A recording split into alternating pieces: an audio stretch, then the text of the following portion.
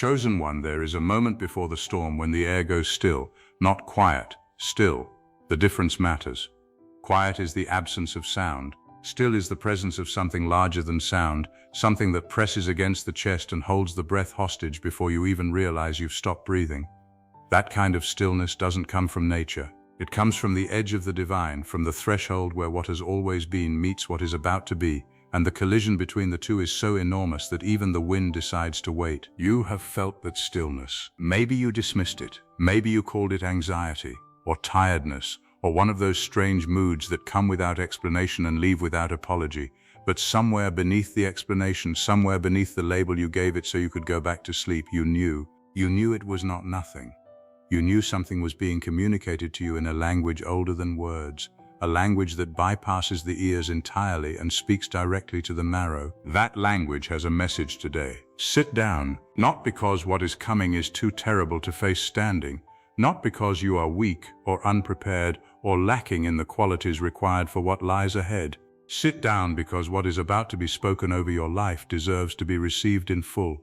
And when human beings are standing, when they are upright and mobile and ready to move, they tend to hear only the parts that confirm what they already believe and walk past the rest. God is not interested in confirming what you already believe.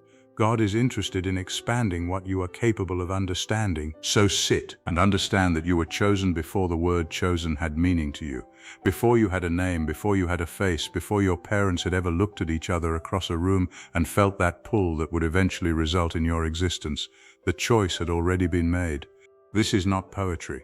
This is not religious comfort designed to make ordinary people feel special so that they endure their ordinary lives with a little more grace. This is architecture. This is the structure of what is real. You were designated for a specific function in a specific time, and the reason you are reading these words right now in this moment of your life is not coincidence. Coincidence is what people call things they don't have the framework to understand. What this is appointment. The problem with appointment is that it rarely feels the way people imagine it should feel. When people think of being chosen, they imagine fanfare. They imagine a sudden surge of confidence, a parting of clouds, a moment of absolute clarity in which everything clicks into place and the path forward is lit like a runway. They imagine that being selected by something divine would feel like elevation, like rising, like being lifted out of the confusion and set down somewhere clean and comprehensible. What it actually feels like is breaking. What it actually feels like is the slow and sometimes terrifying process of everything that was never truly yours being stripped away. The false identities, the borrowed beliefs, the relationships built on who you were pretending to be rather than who you actually are, the comfort of smallness, the safety of going unnoticed, the luxury of not being responsible for anything beyond your own immediate survival. All of it goes, and when it goes, it does not go gently. It goes like a demolition. It goes like a building coming down floor by floor, and you are standing inside it wondering why everything is collapsing and whether there will be anything left when it's over. There will be. But first, the shaking. What is about to happen will shake every foundation. That phrase is not hyperbole. It is a literal description of what occurs when God moves at the level that is now approaching.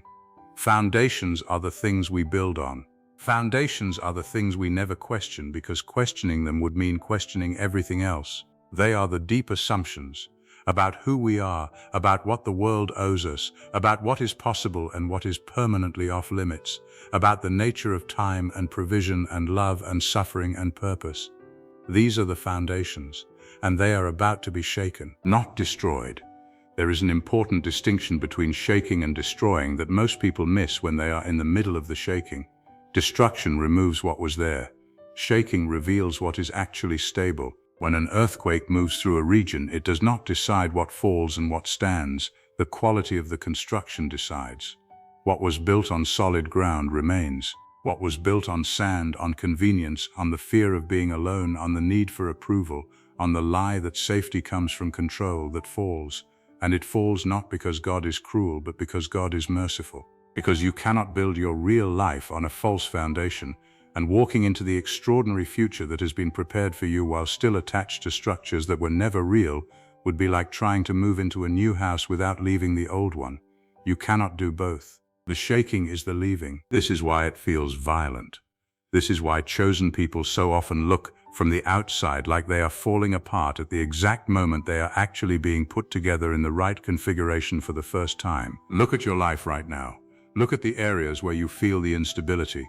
Look at what seems to be shifting beneath your feet, what relationships feel uncertain, what financial structures feel precarious, what beliefs that once gave you comfort now leave you with more questions than answers. The natural human response to that kind of instability is to grab for anything solid, to rebuild as fast as possible, to mistake motion for progress and busyness for direction.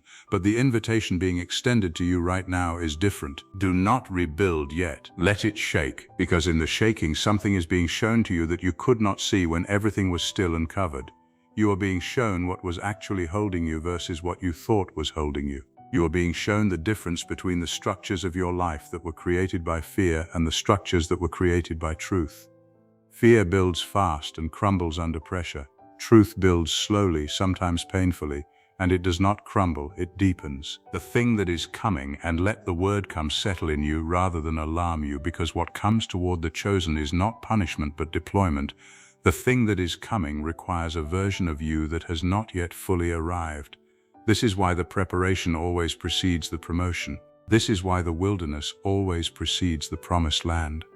This is why the furnace always precedes the fireproof. You cannot be trusted with the assignment at the level it is being offered if you are still tethered to everything the assignment requires you to leave behind. So the leaving is being accelerated. So the pruning feels severe. So the relationships that were comfortable but were quietly keeping you small are becoming untenable. So the job that paid the bills but was slowly suffocating your purpose feels increasingly impossible to return to. So the version of yourself that you have been presenting to the world, safe, manageable, not too much, not too visible, keeps feeling like a costume you can no longer breathe in. You were not made to be manageable. You were made to be meaningful. Those are different callings, and they require different configurations of a life. Manageable people are never asked to shake foundations. They are asked to maintain them, to keep things running, to not cause disruption.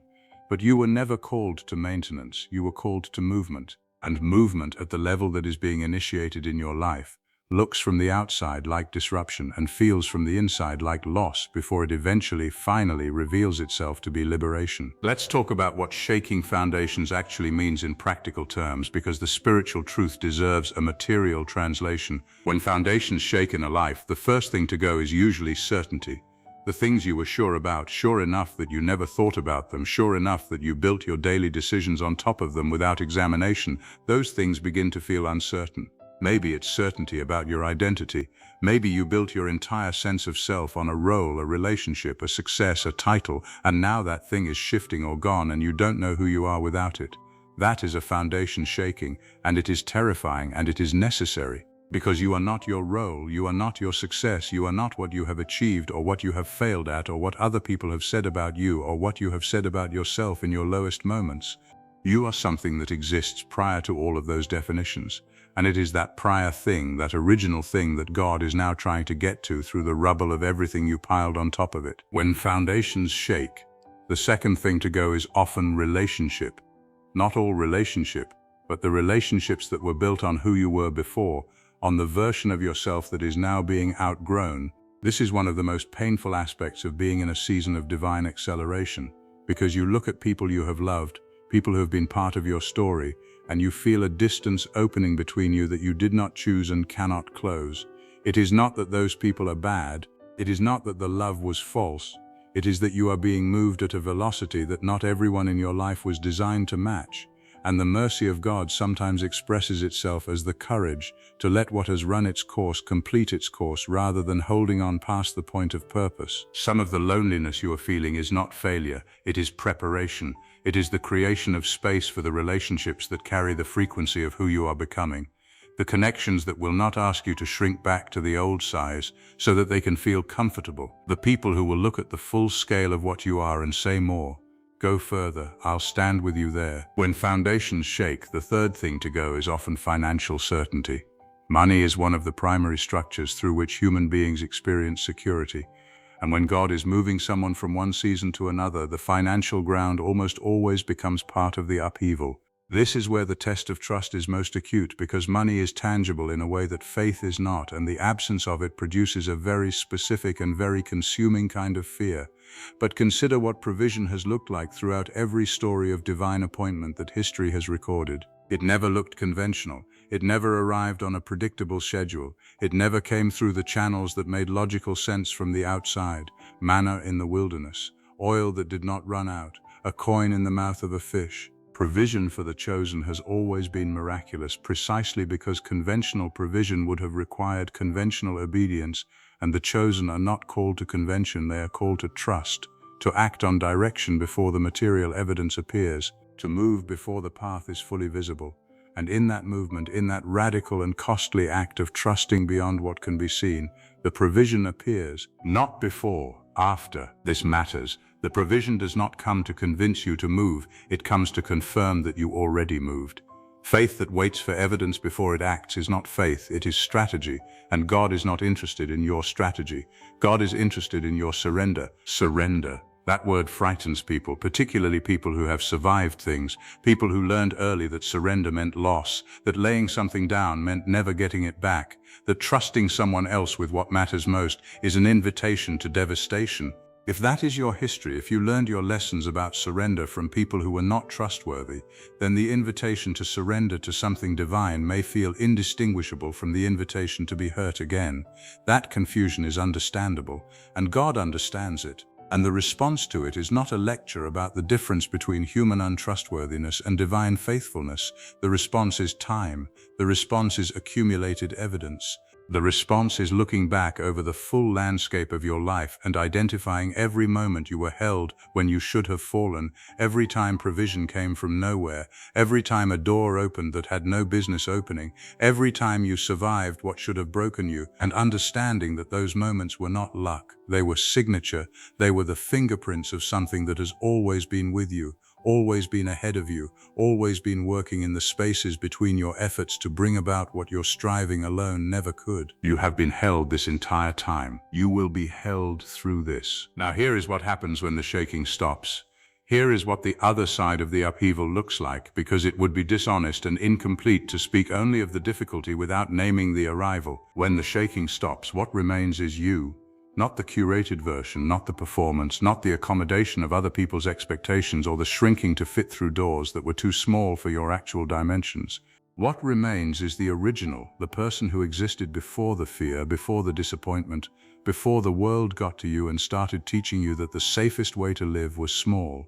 That person is still in there. That person has been in there the entire time, waiting with a patience that is itself miraculous. Waiting for exactly this moment, this season, this willingness to stop defending the old structures and let them come down. And then the assignment begins in earnest. The assignment is not what you expect. Chosen people almost always expect their assignment to look like the thing they've been dreaming about since they were young. The platform, the stage, the recognition, the moment where the world finally understands who they are and what they were always capable of. Sometimes it looks like that. But more often the assignment is quieter and more specific than the dream. More often it is a single conversation with a single person at a single moment that changes the entire trajectory of that person's life. And the ripple from that conversation moves outward for generations in ways you will never see and are not supposed to see, because the seeing would corrupt the motive, and the purity of motive is what made the moment effective in the first place. The assignment is often the thing you are already doing, elevated to its highest frequency. The teacher who was teaching adequately and now teaches in a way that reaches into the actual potential of children rather than merely managing their behavior.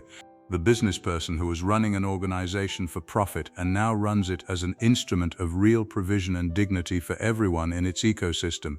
The artist who was making work for approval and now makes work for truth. The parent who was surviving the demands of raising children and now becomes genuinely present to the human beings in their care in a way that interrupts generational cycles of pain and plants something new in the soil of a family line. These are the assignments. These are the foundation-shaking works, not always visible, not always celebrated, but permanent in a way that visibility never is, and effective in a way that recognition never could be. You were chosen for this, not someone else. Not the person whose life looks cleaner from the outside, or whose faith seems more confident, or whose calling seems more obvious.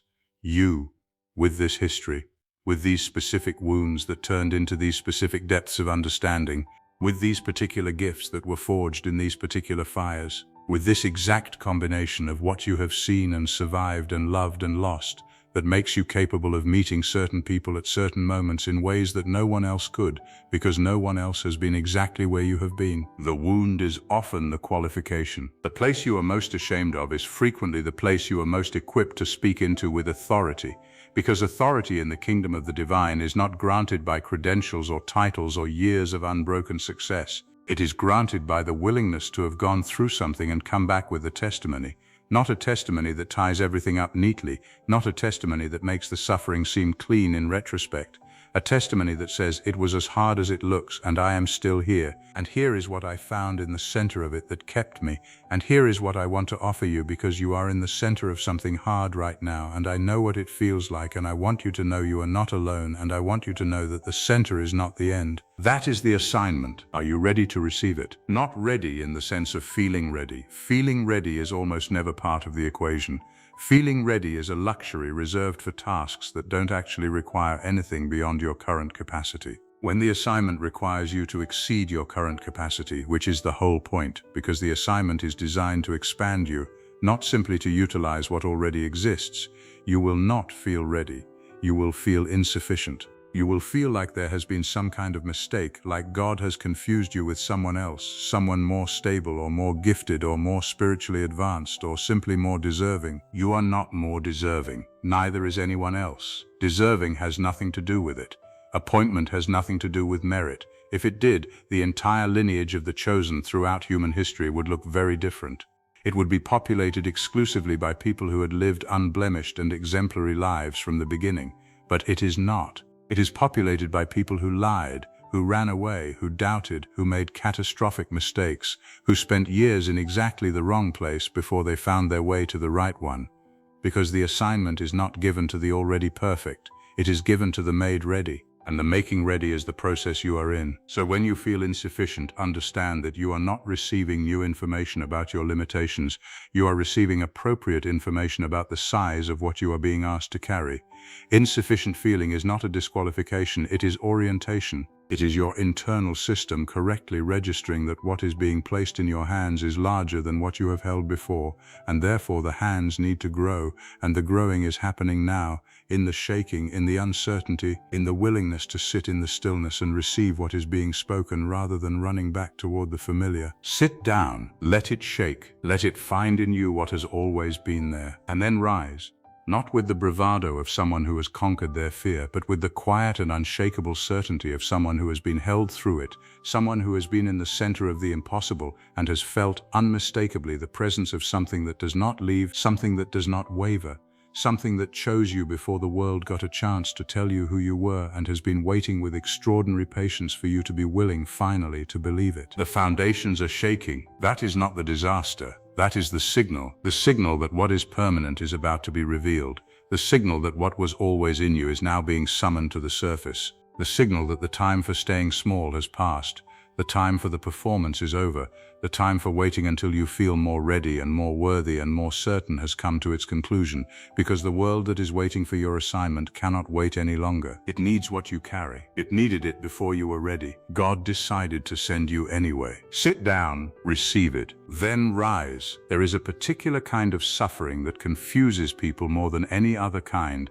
and it is the suffering that arrives not when you are living carelessly or moving in the wrong direction, but when you are trying. When you are genuinely attempting to do better, to be better, to align your life with something higher and more meaningful than mere survival, that is when the losses feel most disorienting. That is when the ground shifting beneath your feet feels least fair. Because the human mind has a deeply embedded equation that says effort should produce stability, that sincerity should be rewarded with smoothness, that wanting the right things should at minimum protect you from the kind of upheaval that seems reserved for people who are living without intention. But that equation is wrong, not because life is cruel or random, but because growth does not operate on the logic of fairness. Growth operates on the logic of necessity.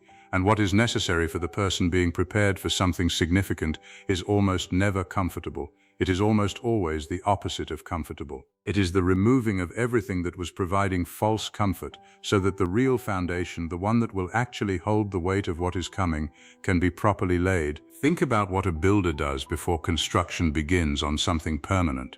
The ground is not simply built upon as it is found, it is excavated, it is turned over. The layers that look solid on the surface but have no structural integrity beneath them are removed entirely, and the digging goes down until something genuine is reached, something that will not shift under pressure, something that can bear what is about to be placed on top of it. That excavation, if you were watching it without knowing what it was for, looks like destruction. It looks like a perfectly reasonable piece of land being torn apart for no good reason. But the builder knows. The builder is not destroying. The builder is preparing. God is the builder. You are not being torn apart. You are being excavated. And the things being removed from your life in this season, the certainties that are dissolving, the structures that are crumbling, the relationships that are becoming untenable, the version of yourself that no longer fits the life you are being called toward, none of those things are being taken as punishment for something you did wrong. They are being cleared because they are occupying space that is needed for what is being built. You cannot pour a new foundation on top of an old one that was never stable. You cannot build something permanent on ground that was never properly prepared. The clearing has to happen first. The shaking has to come before the settling. This is why the most spiritually significant periods in a person's life so often look, from the outside, like falling apart, because falling apart and being prepared can look identical in the middle of the process. The difference is only visible from the other side when what has been built on the newly cleared ground begins to rise, and you look back at the season of shaking and understand for the first time that nothing real was lost. Everything that fell was always meant to fall. Everything that stayed was always meant to stay. And everything that is now being built could not have been built without the clearing that felt in the moment like pure loss. So if your life is shaking right now, do not reach for the first available thing to make it stop. Do not rush to rebuild what is coming down. Do not mistake the discomfort of preparation for the verdict of punishment. You are not being judged. You are being readied. And what you are being readied for is worth every tremor. There is something the world teaches you very early about your broken places, and it teaches it consistently and with great conviction. So consistently that by the time you are old enough to question it, it has already become the wallpaper of your interior life. So familiar that you stop seeing it as a belief and start experiencing it as simply the way things are. What the world teaches you about your wounds is that they are liabilities, that they are the evidence of your insufficiency, that they are the parts of your story you should manage carefully, reveal sparingly, and under no circumstances allow to be the thing people see first when they look at you, because if they see the damage before they see the accomplishment, they will make a calculation about your worth that will be very difficult to recover from. So you learn to lead with the strength and hide the wound. You learn to present the healed version while the unhealed version waits quietly in the rooms of yourself that you do not let people into. You become skilled at the performance of wholeness, and the performance is convincing enough that eventually even you begin to half believe it, begin to hope that if you perform wholeness long enough and consistently enough, it will eventually become actual wholeness, that the pretending will transform itself into the thing it is pretending to be. But it does not work that way. And more importantly, even if it did work that way, something irreplaceable would be lost in the transformation. Because the wound in its unresolved and honest state contains something that the polished and managed version of you does not contain and cannot replicate. It contains access. It contains a specific and irreplaceable frequency of understanding that can only be generated by having actually been in the place the wound came from. Not visited, not studied, not observed from a careful and professional distance.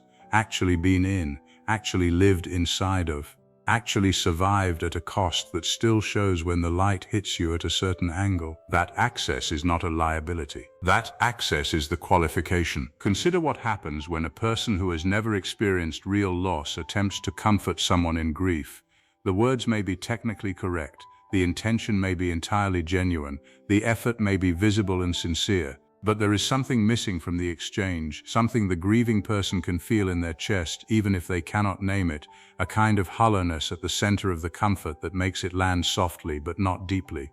It reaches the surface but does not reach the place where the grief actually lives, and the grieving person smiles and says thank you and feels, underneath the gratitude, profoundly alone. Now consider what happens when someone who has actually sat in the wreckage of loss, who has felt the specific weight of that particular darkness, who knows from the inside what it does to time and appetite and the ability to imagine a future, when that person sits down beside the grieving one and says nothing at first, just sits, and then speaks from the actual place they have been rather than from the place they imagine grief to be, something different happens. Something reaches through, not because the words are more eloquent or the theology is more sophisticated, but because the person speaking them has been where the grieving person is standing, and that having been creates a bridge that no amount of sincerity or study or good intention can manufacture. That bridge is built from the wound. That bridge could not exist without it. This is the logic that runs beneath every story of genuine calling throughout the entire record of human spiritual history. The person who is sent to a specific people, a specific pain, a specific darkness, is almost never someone who has observed that territory from the outside. They are someone who has lived in it, who knows its geography the way you only know a place you have had no choice but to navigate, slowly and in the dark, without a map, finding your way by feel until the feel becomes knowledge and the knowledge becomes something you can offer to the next person who arrives at the same place and stands there the way you once stood, overwhelmed and convinced that no one has ever been this lost before. You have been somewhere that felt like that. Maybe it was addiction. Maybe it was the particular violence of a childhood that was supposed to be safe and was not. Maybe it was the collapse of a marriage, or a faith, or a sense of self so complete that you did not know what you believed about anything for a period of time that frightened you. Maybe it was depression so dense that getting through a single day felt like pushing through concrete. Maybe it was betrayal so precise and so personal that it rewired the way you experience trust at a fundamental level. Maybe it was failure so public that you had to rebuild your relationship with your own name. Whatever it was, you survived it. And in the surviving, you were changed in ways that cannot be undone and were never meant to be undone, because the changes are not damage, the changes are the making of the instrument. A bell that has never been struck does not know its own sound.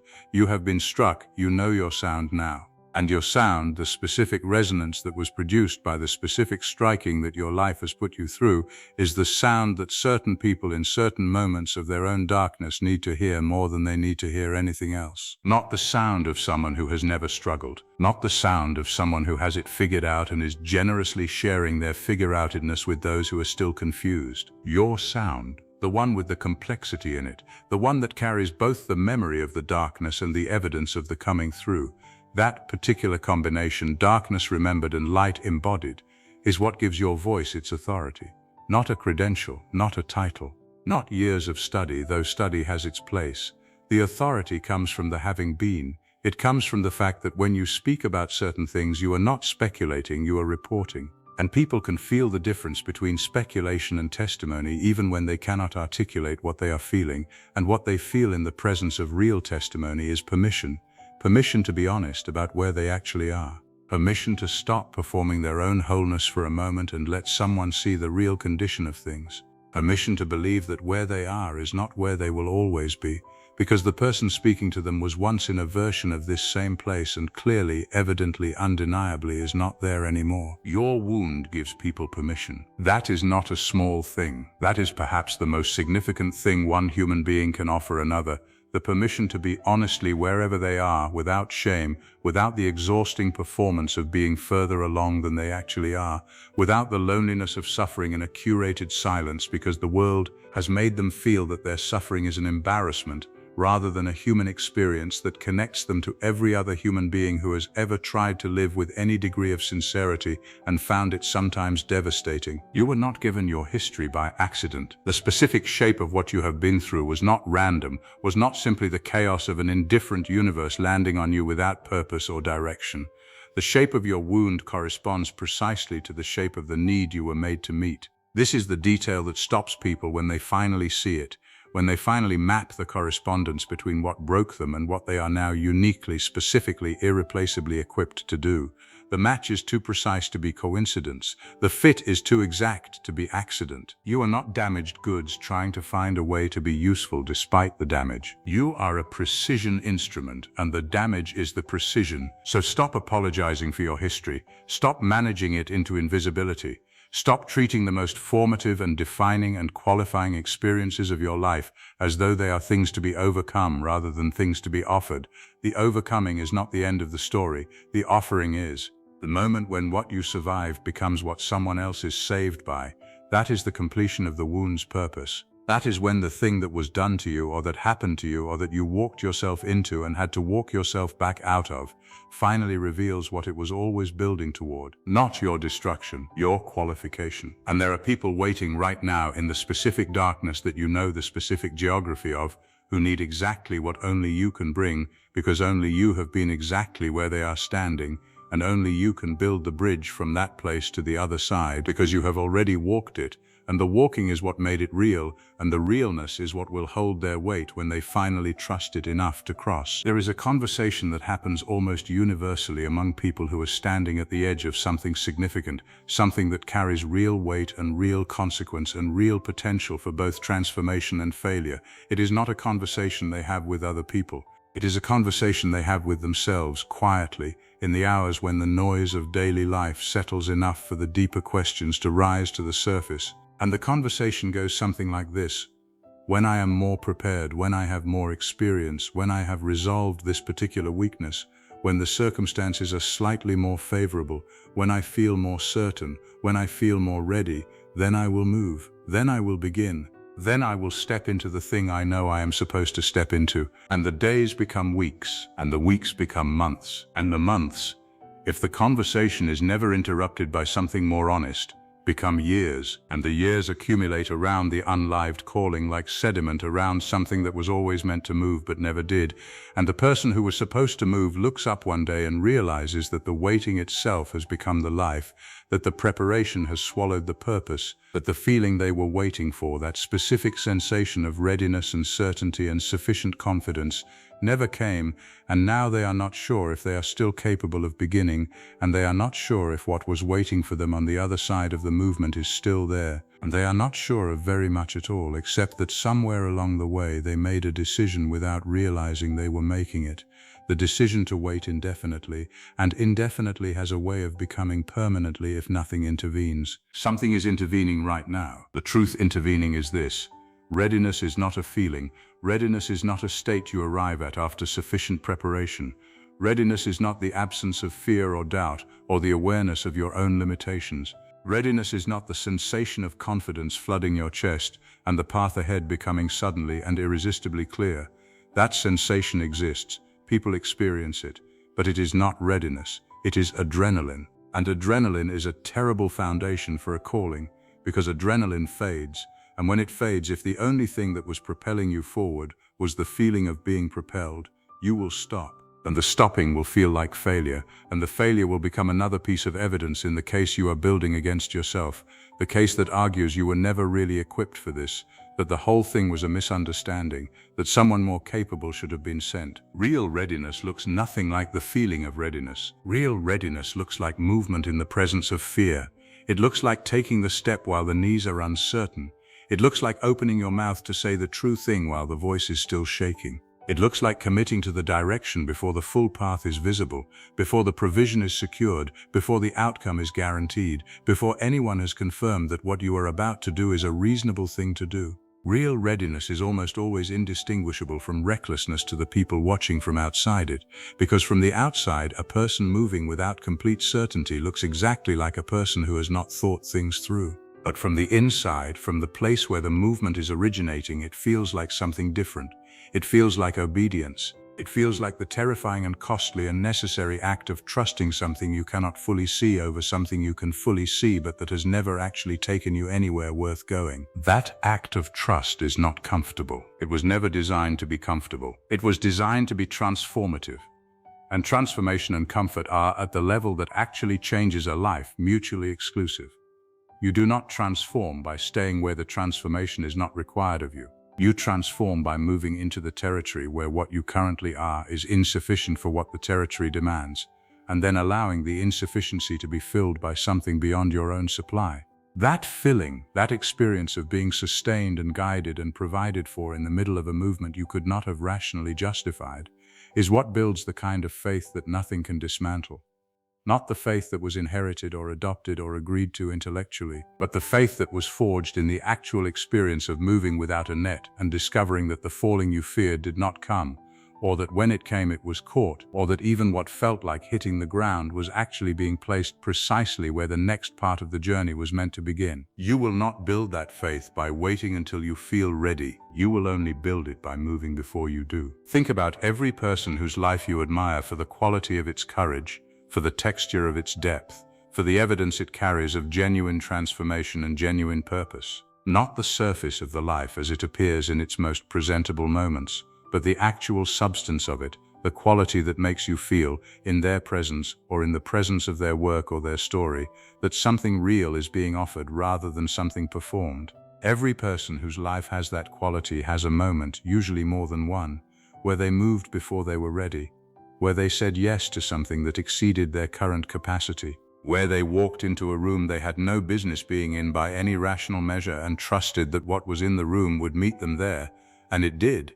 Not always in the way they expected, not always without cost, but it met them, and the meeting changed them in ways that the waiting never could have. The waiting feels like safety. The waiting is actually the most dangerous place you can stay, because what waits in the waiting is not just delay. What waits is atrophy. The gifts that are not exercised do not maintain themselves patiently until you are finally ready to use them. They diminish. The vision that is not moved toward does not hover considerately in place until the moment feels right. It fades. The version of yourself that was being called forward in this season does not wait indefinitely at the threshold of the life you were supposed to be living. It begins, slowly and then more quickly, to recede back into the realm of potential rather than actuality, back into the territory of who you could have been rather than who you became. And the receding is one of the quietest and most devastating things that happens to human beings, because it happens gradually enough that you can avoid seeing it directly, can always tell yourself that you will begin soon, that the time is almost right, that next month or next year the conditions will be more favorable. The conditions will not be more favorable. The conditions will always contain exactly enough uncertainty to justify continued waiting, if uncertainty is what you are using as the measure of readiness. There will always be a reason to wait. There will always be a gap between where you are and where you feel you need to be before you can legitimately begin. That gap does not close through waiting, it closes through moving. The very act of beginning is what begins to close it, because movement generates the experience, and the experience generates the capacity, and the capacity begins to match the demand, and suddenly you are doing the thing you told yourself you could not do until you were more prepared. And you are doing it not because you became fully prepared, but because you started doing it before you were fully prepared, and the doing prepared you in the way that nothing else could have. This is the secret that people who have actually lived significant lives carry, and that people who are still waiting have not yet learned. The preparation that matters most is not the preparation that happens before the movement. It is the preparation that happens inside the movement. It is the learning that only comes from the doing, the wisdom that only comes from the failing and failing differently and adjusting again, the confidence that only comes from the discovered evidence that you are more capable than you believed, that the thing you feared would break you did not break you, that you have reserves you were not aware of because you had never before placed a demand on them that required them to show up. Those reserves are there. They are waiting to be discovered. They will only be discovered through demand. And the demand only comes through movement. And the movement only comes when you decide, in full awareness of your fear and your doubt and your very accurate perception of the distance between where you are and where the assignment requires you to be, to move anyway. Not because you have resolved the fear, not because the doubt has been answered, not because the distance has been closed, but because the thing pulling you forward is finally decisively more real to you than the thing holding you back. Because you have sat long enough with the weight of the unlived and you have decided that the risk of moving is less than the cost of continued stillness. Because something in you, something older and deeper and more authoritative than the fear, has said enough waiting and has begun to lean in the direction of the calling with a momentum that the fear can no longer fully counterbalance. That is the moment. Not the moment when everything aligns, not the moment when confidence arrives fully formed, the moment when you lean, when the leaning becomes a step, when the step becomes a direction. When the direction becomes a life that looks, from the inside, like the one that was always waiting for you to stop waiting for it, you will not feel ready. The feeling is not the signal. The call is the signal, and it has already come. Move